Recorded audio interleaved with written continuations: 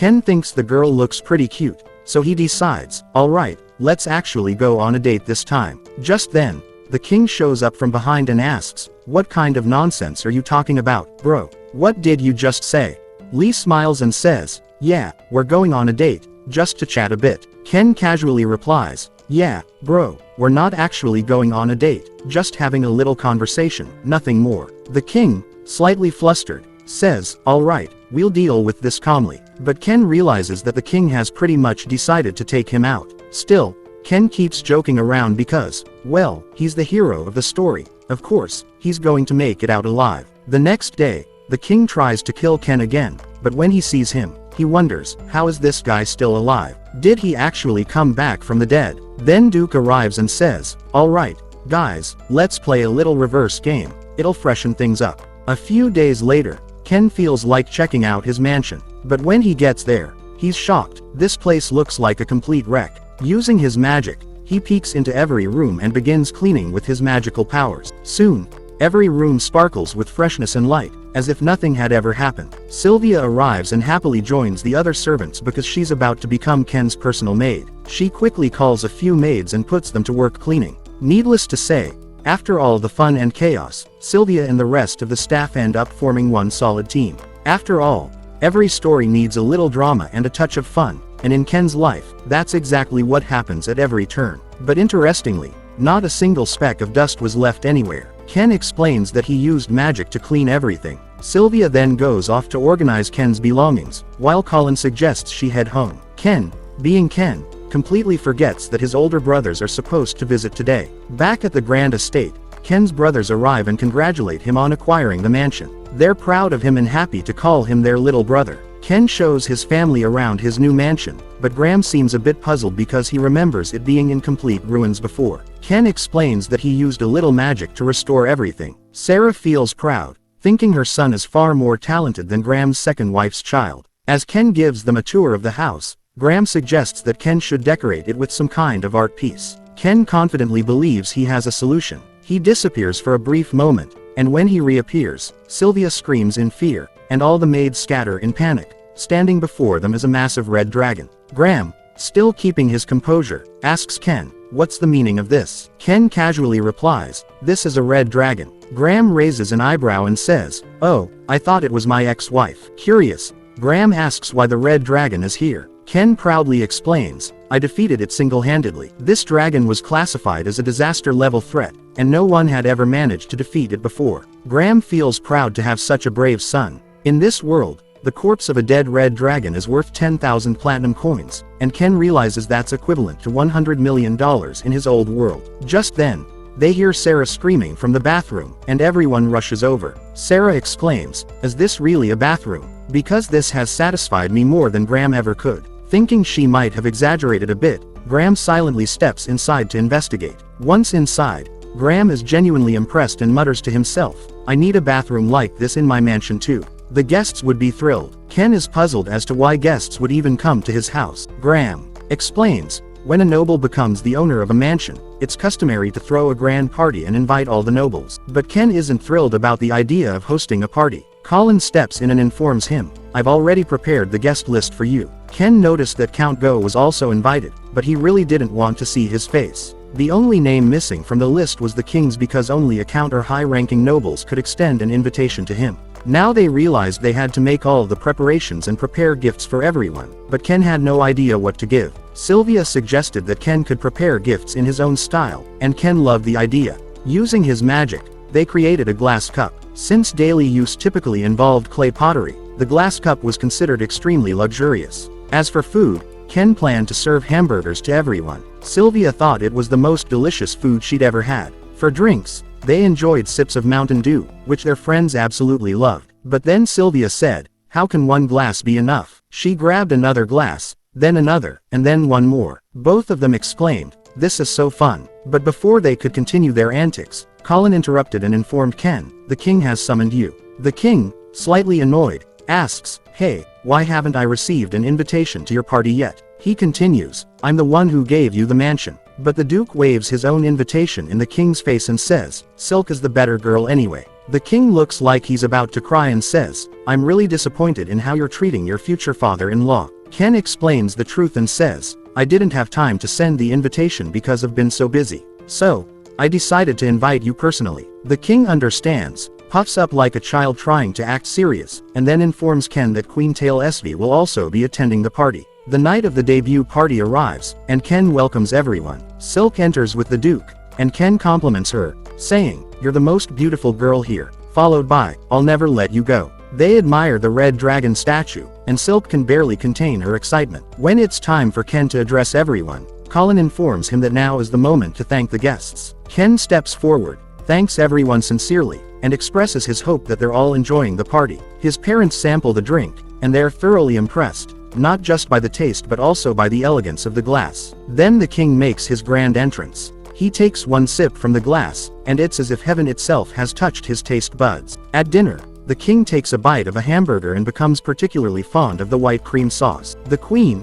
equally impressed, tells the king that she's just experienced a unique sensation and requests Ken to install the same sprayer in their bathroom. The king, curious, tries it himself. Moments later, he lets out a loud shout that echoes throughout the party. When he emerges from the bathroom, he tries to act like nothing happened and casually tells Ken, "Install that sprayer in my bathroom immediately." Ken promises that he will satisfy the king's daughter, meaning he will spray the bathroom. The king, pleased, says that his guest meal and everything about his house are excellent, and this is the best hospitality. The crowd gathers around him to praise him, and he's happy that all his efforts have paid off. However, Colin informs him that trouble is approaching. Kaneko arrives at Ken's mansion and calls it a doghouse, because he knows nothing about the dragon statue. Upon seeing it, he screams in fear, and Ken apologizes, saying that his red dragon scared him. Kaneko criticizes Ken's decorations, but everyone else thinks Kaneko's attitude is awful. Like a typical man, he sits at the table,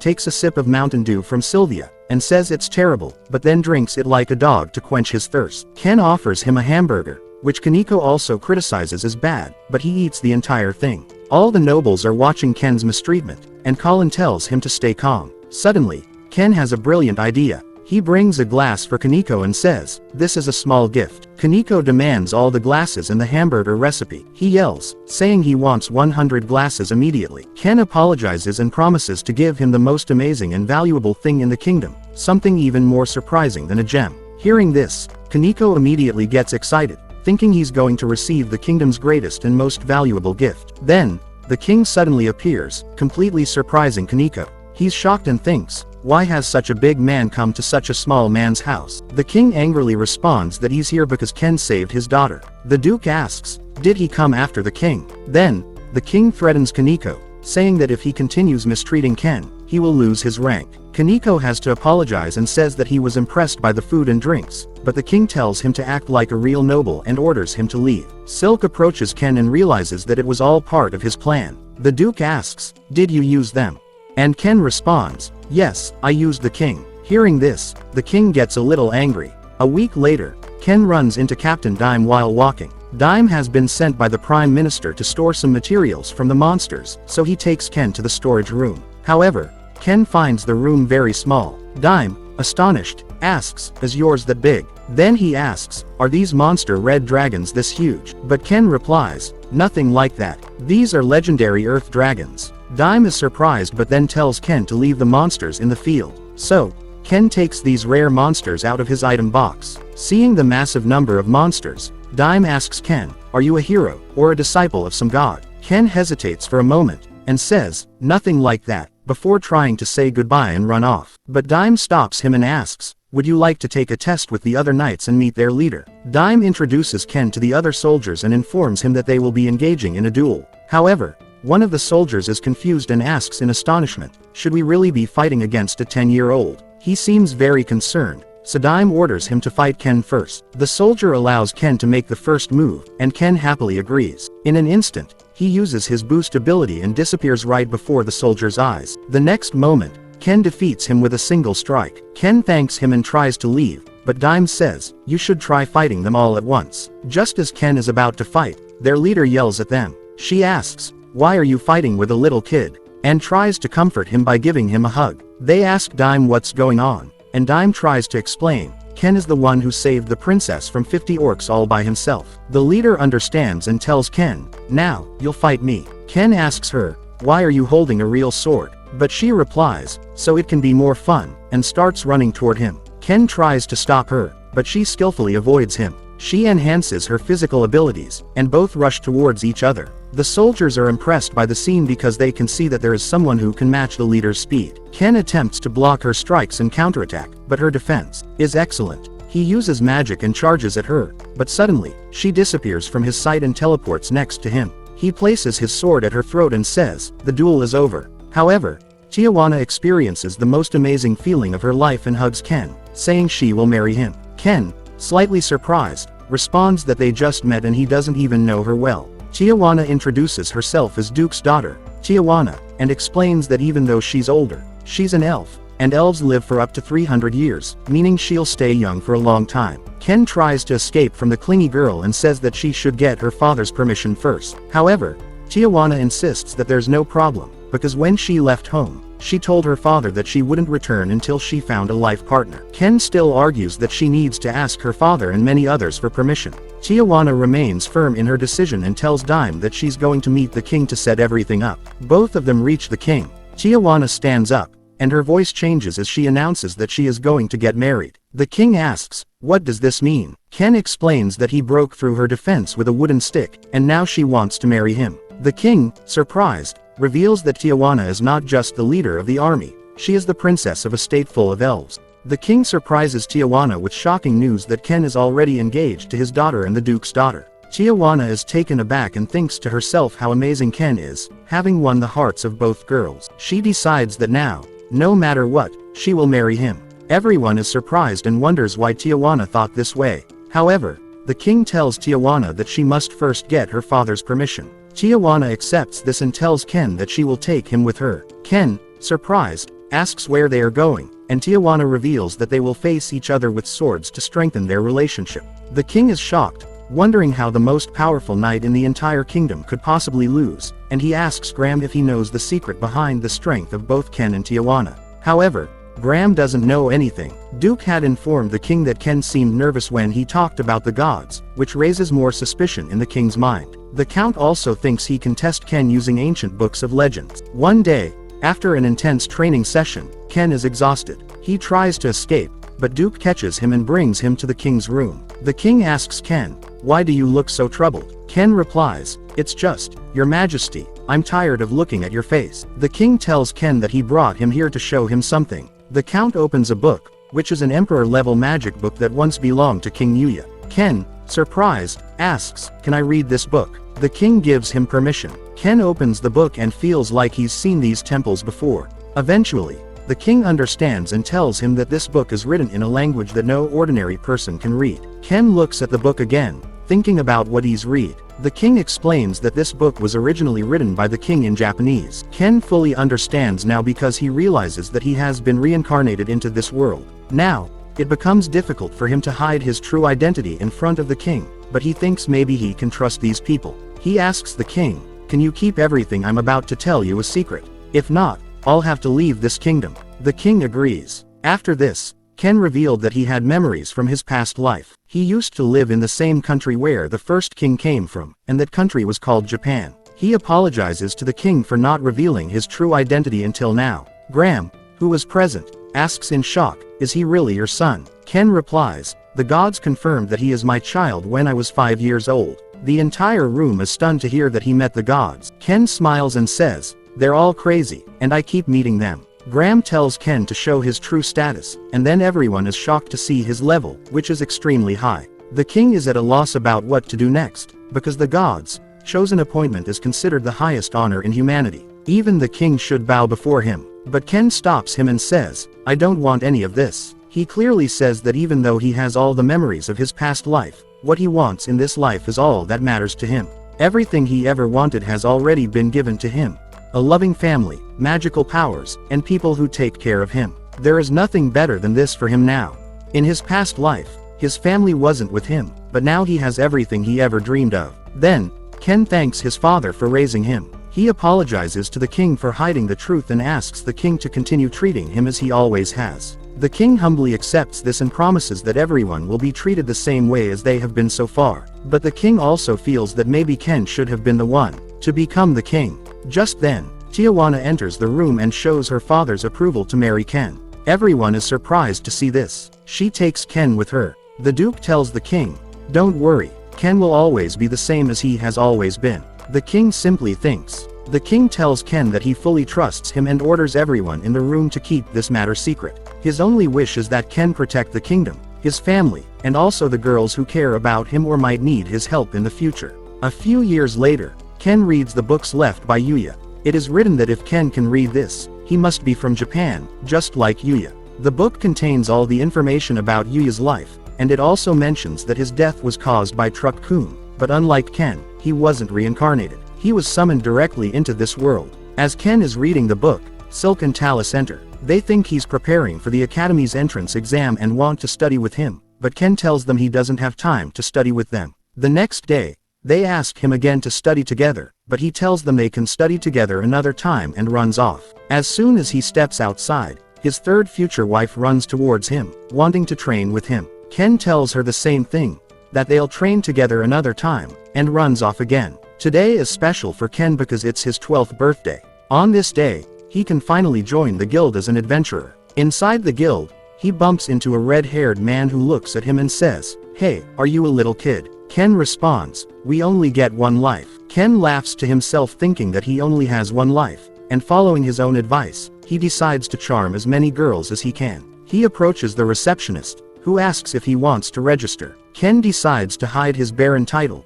fills out the form, and hands it to the girl. She then asks him to bite his finger for a blood magic test, and gives him a G rank adventurer card. As Ken steps outside, he recalls that his teacher was at D rank and wonders what they might be doing right now. The girl introduces herself, "I'm Rita, nice to meet you." Just then, 3 thugs arrive and tell her, "Leave the kids and come with us." It quickly becomes clear that this isn't an adventurers guild, but rather a red light district. The thugs start harassing the girl. The leader of the thugs tries to kick the girl, but he ends up falling down himself. His companions step forward to fight, but they accidentally collide with each other. The leader tries to pull out his sword, but Ken tells him to stop. At that moment, the red-haired boy from earlier arrives and says to the thugs, "If you want to fight, I can fight with you all night." The thugs, frightened, run off. Ken thinks to himself, if Claude hadn't stopped them, what would have happened to them today? Then, the two of them sit down drinking Mountain Dew, and Claude enjoys the fight, considering it a good challenge. Ken tells Claude that he was trained by 2 tutors since childhood,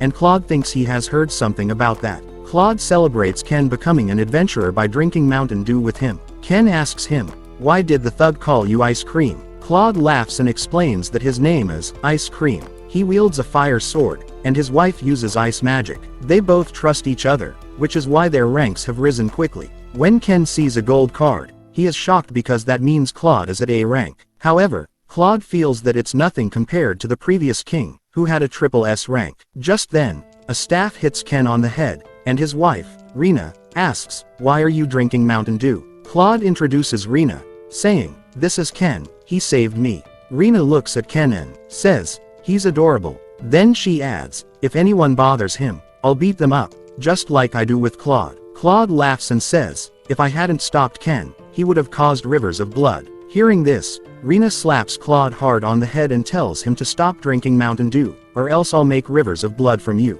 Then she grabs Claude by the ear and drags him away. Sources later reveal that after that day, the poor man was never seen again. Ken thinks to himself that now, according to his G rank, he should take on a quest. Ken had to move items around in his item box but was afraid of getting caught. Just then, he noticed a quest that involved killing goblins, with no limit on the rewards. Excited, he happily accepted the quest and got ready to leave. However, his clingy future wife, Tifa, came running up and asked, "What are you doing?" Ken explained that he was going on his first mission today. Tifa dropped everything and didn't give Ken a chance to escape. Ken tried to run, but Tifa caught him.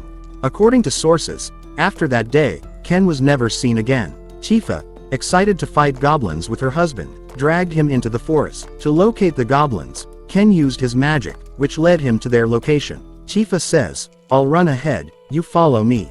It seems Tifa is extra cautious today, When they reach the goblins, Tifa spots a man who is about to die, and without hesitation, Ken teleports to him. Using his healing magic, Ken saves him just in time. Tifa charges toward the goblins, slicing through 3 of them in her path. The remaining goblins advance toward her, and Ken uses his magic to enhance Tifa's physical abilities. Tifa thanks him and promises to always stay by his side as she rushes forward to destroy the rest of the goblins. Ken is left wondering how he always ends up in these kinds of situations. Just then, green lizards appear, and Ken looks at them and says, "I'll take care of all of them." Tifa runs off with the injured man, and Ken uses icy rocks to defeat all the lizards. Tifa thinks to herself, "My husband is the best in the world." After a while, Nina arrives and is shocked to see not green lizards, but a giant hole. Back at the guild, Ken tells Rita that he defeated the green lizards and asks if he can receive a reward, even though he didn't officially apply for the quest. Rita is puzzled because only C-rank adventurers are capable of defeating a group of green lizards. Ken, however, mentions that he defeated nearly 30 of them. Rita is astonished and goes to report to the chief. The chief immediately orders to bring this boy to him. Ken introduces himself as Cedric and asks the chief how he managed to defeat the green lizards. After all, he's just a kid with a G rank, so it shouldn't be possible for him to defeat any of the lizards. Rita tells Cedric that accusing him of cheating is wrong, and Ken agrees with Rita. Ken says that he defeated the green lizards using normal methods. Cedric teases him, saying that he registered as a normal person, so he might be trying to scam the reward money.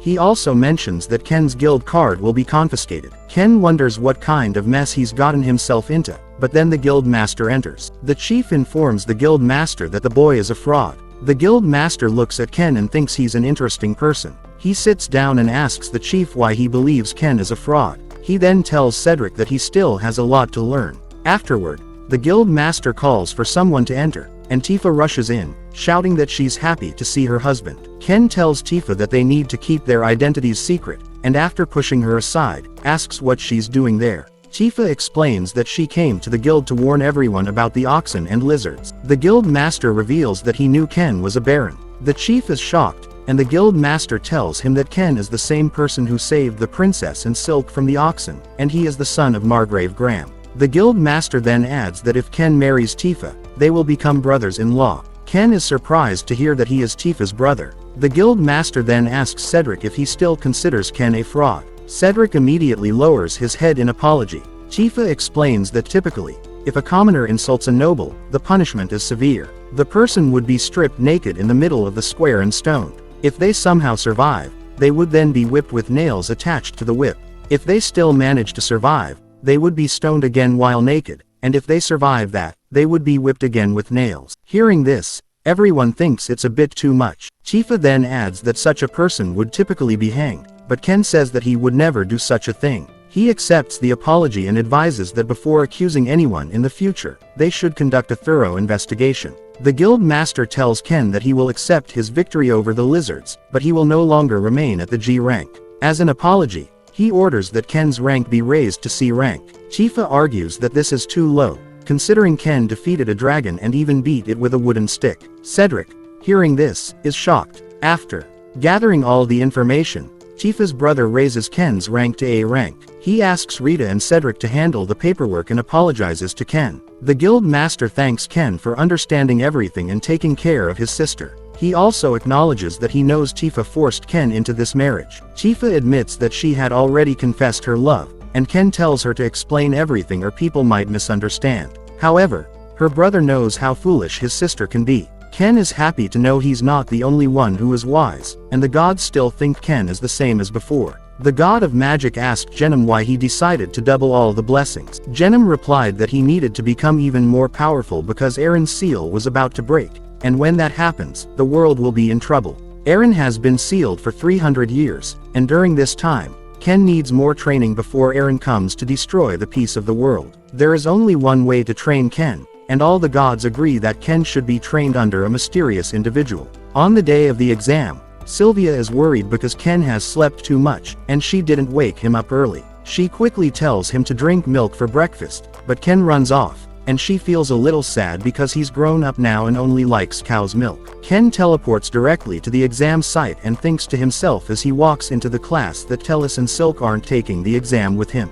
The teacher begins the exam, which is supposed to last for 2 hours, but Ken, due to his knowledge from his past world, finishes it in just 30 minutes. He then spends the remaining time sleeping. After the written exam ends, the teacher takes them to the field for a magic test and tells them to use their strongest magic on a target. The teacher reassures everyone not to worry because there is a barrier around the area. Other students start throwing fireballs, and Ken realizes he can't use his full strength. So, when it's his turn, he throws a simple fireball, which turns blue. The teacher has never seen magic like this before and tries to stop it, but she sees that Ken's fireball destroys the entire field for several kilometers. She had assumed that beginner-level magic would be safe at full power because of the barrier, but she is shocked to see how strong someone so young can be. She goes to check if anyone has been burned by his magic and then tells everyone that they will begin the swordsmanship test. In the other field, the professor introduces the adventurers who will be conducting the exams. Ken notices that Claude is also there, and he decides to duel with him. Ken uses his boost ability and rushes toward Claude. The two clash, and Ken blocks every one of Claude's attacks. As they continue to fight, Ken tells Claude to rest, saying that if it were any other student, their band would have already rung. But Claude is enjoying himself and activates his own boost ability. Despite Claude's increased speed, Ken manages to counter all of his attacks, though he's concerned that these attacks could break the bones of the other students. The teacher yells at them to stop fighting, as all the other students' morale has already been shattered. Claude is in a very bad state. Later, he promises Ken that they will duel again. Then the teacher arrives and announces that the exam is over, and now they can come to see the results. At home, Sylvia asks Ken if he's ready to drink cow's milk, but Ken avoids her and says he completed the exam and everything went well. Hearing this, Sylvia becomes happy and wants to celebrate by feeding him milk, but Ken says he's not hungry. This makes Sylvia angry, as she thinks he's lying, and she runs off crying.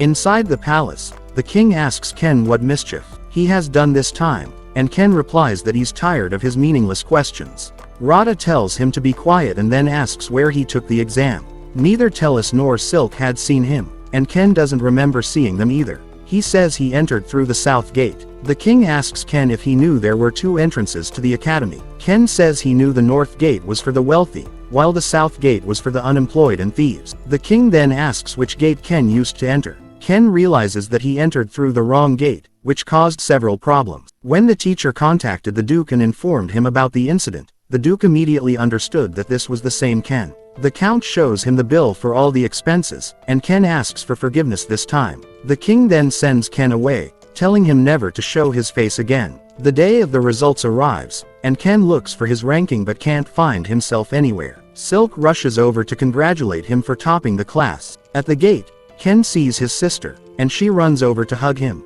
congratulating him for topping the class and giving a speech. Meanwhile, Sylvia is thinking about how to feed Ken milk. When Ken arrives, she asks if he wants some milk, but Ken tells her to leave, to get out of his sight. His words hurt Sylvia, but she hides her feelings, hugs him, and congratulates him for topping the class. She knew his result would be great, so she goes to prepare the best milk for him to celebrate that night. Ken is thinking about the milk situation when the butler says that tonight, he will drink his milk.